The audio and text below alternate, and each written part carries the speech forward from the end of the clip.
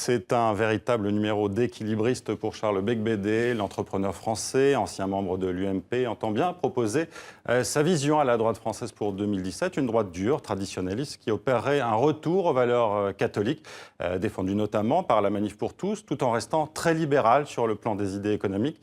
L'espoir, c'est peut-être de faire la jonction entre la droite des Républicains et le Front National. Nous allons en tout cas lui poser la question.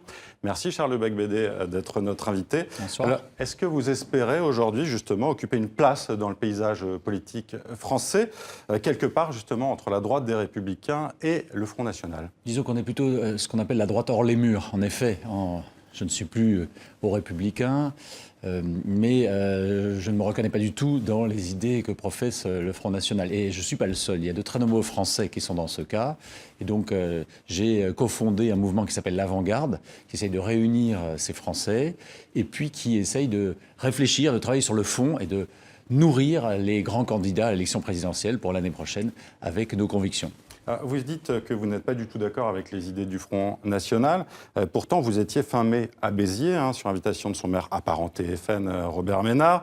Les rendez-vous de Béziers qui entendent bien compter sur la présidentielle de 2017 également, avec une cinquantaine de propositions, 51 je crois, qui sont quand même proches pour certaines des idées d'extrême droite, comme la préférence nationale, la majorité pénale à 15 ans, l'abrogation de la loi Taubira. Pourquoi avoir accepté de vous y rendre? Est-ce que vous vous retrouvez dans ces idées? Alors, il y a beaucoup de personnes qui n'approuvent pas forcément ces 51 propositions qui étaient là. J'ai eu l'occasion ainsi de pouvoir défendre l'entrepreneuriat et ma vision d'un État, de ce que devrait être un État moderne, c'est-à-dire recentré sur le régalien, devant une population qui n'était pas forcément habituée à entendre ce type de propos.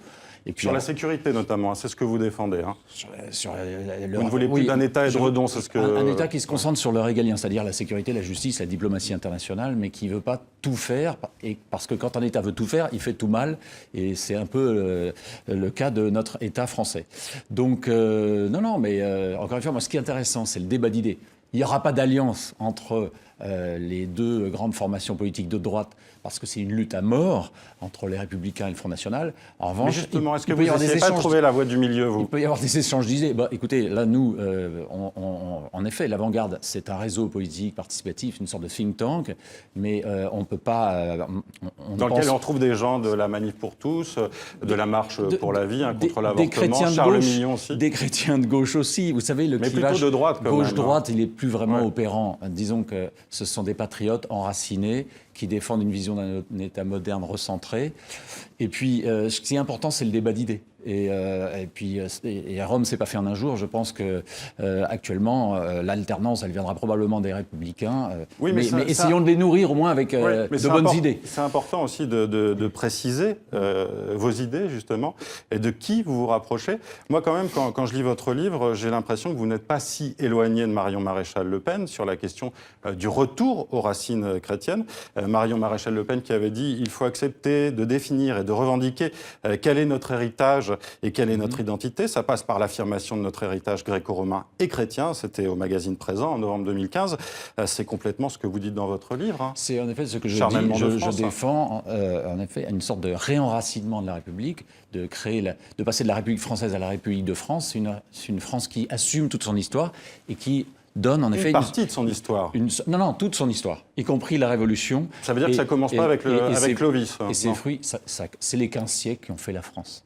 Et je demande qu'on reconnaisse la prééminence du fait culturel chrétien, et non pas le fait cultuel ou religieux, ce qui est très important. C'est-à-dire que ça fait partie de notre histoire, c'est notre identité. De même que nous avons des racines grecques, latines, nous avons des racines chrétiennes. Et je pense que ça c'est utile de le reconnaître dans la Constitution, parce que, quelque part, ça permet de réconcilier les Français avec leur histoire et de faire aimer la France, parce qu'on ne peut pas faire aimer une France qui est trop virtuelle, qui est trop intellectuelle et qui aurait commencé en 1789 ou encore pire en 1905. Mais je suis désolé d'insister sur Marion Maréchal Le Pen, mais vous l'avez rencontrée. Vous aviez aussi déclenché cette polémique l'été dernier en disant que vous n'hésiteriez pas une seconde et n'auriez aucun état d'âme à soutenir l'EFN lors de l'élection présidentielle de 2017. Vous deux êtes choses- revenu là-dessus. deux Mais est-ce que vous êtes vraiment si éloigné de ces idées? Sur quel point, en tout cas? Je suis très éloigné du Front National sur le plan économique, sur le plan de sa vision de la laïcité, qui est une vision intransigeante et sectaire qui... Oui, vous êtes contre le laïcisme, c'est comme ça que vous le dénommez dans votre livre. Qui veut interdire l'expression du fait religieux dans l'espace public. Et Marion Maréchal est sur cette position, malheureusement. Je suis opposé également au Front National sur sa vision d'une école très centralisatrice et étatiste. En revanche, c'est vrai que sur les racines chrétiennes, nous rejoignons et je m'en réjouis, mais ce n'est pas la position du Front National. Et pour ce qui est de Marion Maréchal Le Pen, il y a des courants moi, je l'ai rencontré parce que je pense que c'est une personnalité qui compte dans l'espace politique et je souhaite faire mon opinion moi-même. Alors, vous venez de le dire, hein, vous proposez de modifier la Constitution avec un article premier qui dirait ceci: la France est une république indivisible, laïque, démocratique et sociale de tradition chrétienne. Qu'est-ce que ça impliquerait de dire que la République française est de tradition chrétienne? C'est-à-dire que c'est une réalité, c'est reconnaître un fait historique.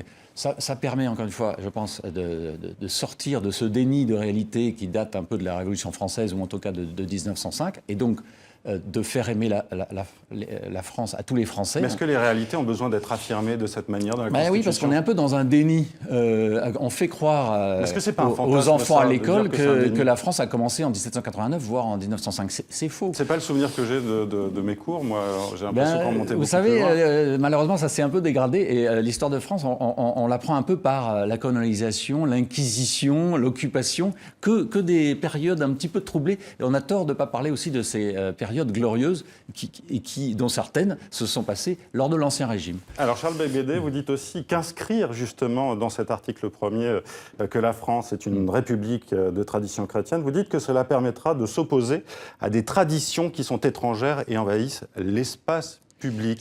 Vous faites référence à quoi? Ça permettrait de fonder en droit le vieux principe antique de « à Rome, fait comme les Romains ». C'est-à-dire qu'en France, nous avons une culture, une langue, une histoire, des traditions culturelles, et les Français constatent, et tout le monde voit, se développer des manifestations culturelles qui nous sont totalement étrangères. Mais vous pensez à quoi? Par exemple, au port du voile, au djellaba? Vous êtes contre ça dans la rue? Je pense à la burqa, au niqab, en effet. Vous parlez des djellabas et du voile dans votre livre. Hein. Moi, je n'ai pas de problème à ce que des personnes aillent en djellaba ou en niqab à la mosquée.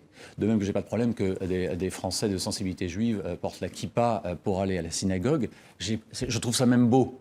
En revanche, ce qui est étonnant quand même, je ne comprends pas pourquoi est-ce que ces personnes se vêtissent ainsi pour aller à la CAF ou à la mairie ou à l'hypermarché. Et c'est là que... Donc ça, il faudrait l'interdire ou pas? Ça, il faudrait faire preuve de bienveillance, de pédagogie, transmettre notre culture, expliquer que c'est pas ça nos traditions culturelles. Et puis, si vraiment ces attitudes se maintiennent, il faudra prendre des mesures parce que, franchement, c'est pas normal que les gens s'habillent comme à Khartoum ou à Riyad dans les campagnes françaises. Ça, c'est votre voilà, c'est mon vue, opinion. Mais ce n'est pas du tout une attitude anti-musulmane. Je parle de mes propos. On a quand même l'impression que vous avez un problème avec l'islam en France en lisant votre livre. Hein. Non, j'ai un problème avec les personnes qui prétendent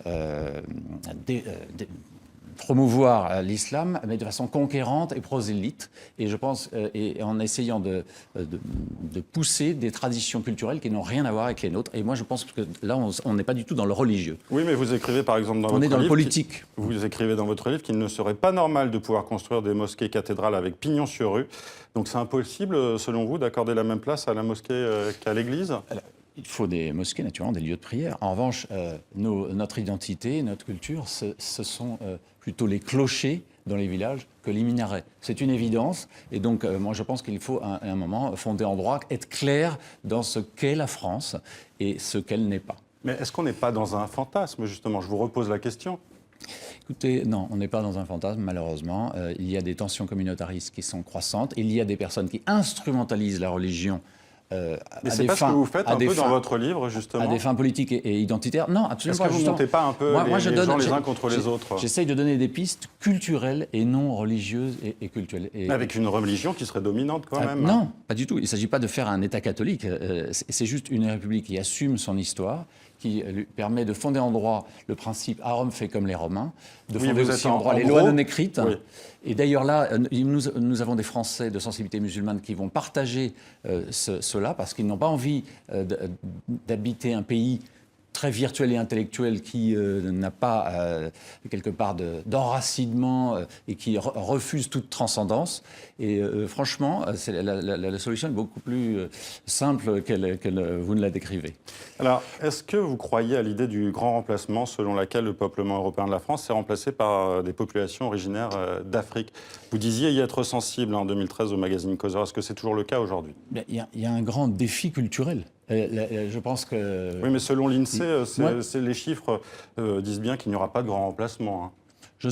Oui, probablement. Mais moi, ce qui m'inquiète, c'est la question culturelle. C'est-à-dire que le grand remplacement, moi, je le vois en matière culturelle dans un certain nombre de territoires où, franchement, on n'est plus en France. Et donc ça, les populations de souche ou pas qui y habitent ça existe, sont les Français perturbées. de souche, hein, selon les scientifiques, ce n'est pas une notion vraiment réaliste. Non, hein. mais chaque Français est multiculturel.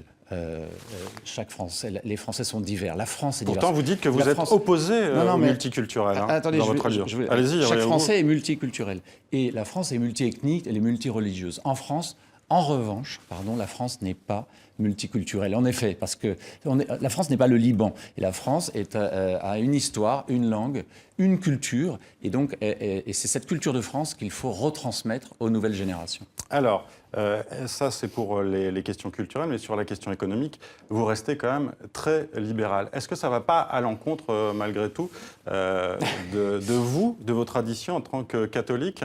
Non, alors on peut tout à fait être libéral au niveau économique et politique, c'est-à-dire la liberté d'expression, tout en rejetant le libéralisme philosophique qui en effet range au niveau d'une opinion privée tout un certain nombre de vérités qui est évidente, et notamment ces fameuses lois non écrites, c'est-à-dire la loi naturelle. Après, au niveau économique, le moins mauvais système reste en effet le libéralisme, c'est-à-dire l'économie de marché, c'est-à-dire faire confiance finalement aux acteurs privés, aux associations, pour créer de la richesse dont on a bien besoin pour financer la solidarité. Alors, je voudrais citer votre frère qui s'est exprimé auprès de Brand Magazine. Vous aviez peut-être entendu parler de cet entretien. Il parle de vous. Il dit « Je ne sais pas ce qu'il a, mon frère. En fait, il est très catholique, pratiquant, et je pense que sa foi déteint sur ses opinions politiques, mais d'une façon qui n'est pas respectueuse du dogme catholique. C'est pour ça que je vous posais la question, qui est quand même, je pense, dit-il, une religion de tolérance, d'amour, de son prochain, de partage des richesses. Jésus, il arrivait chez les gens, il leur lavait les pieds, il embrassait les mendiants comme le fait le pape. Mon frère est très libéral et très identitaire, très accroché à sa nationalité. Je pense que ce n'est pas du tout le message de l'Église catholique. » Non, mais il faut qu'on ait une bonne discussion un entre repas frères. ensemble pour que je lui explique. mais non, je pense qu'on peut tout à fait défendre le message chrétien, en effet, l'amour de l'autre, l'amour même de ses ennemis, tout en défendant une vision donc enracinée, une culture qui est la nôtre. Vous savez, le grand pape Jean-Paul II disait, et il venait de Pologne et il avait beaucoup souffert de ça lors de la domination soviétique, protégez votre culture comme la prunelle de vos yeux. C'était son grand discours à l'UNESCO en 1980. Merci Charles Beigbeder d'avoir été notre invité. On a entendu votre message. Je rappelle que votre livre « Charnellement de France » est publié aux éditions Pierre-Guillaume Deroux. Merci d'avoir été notre invité.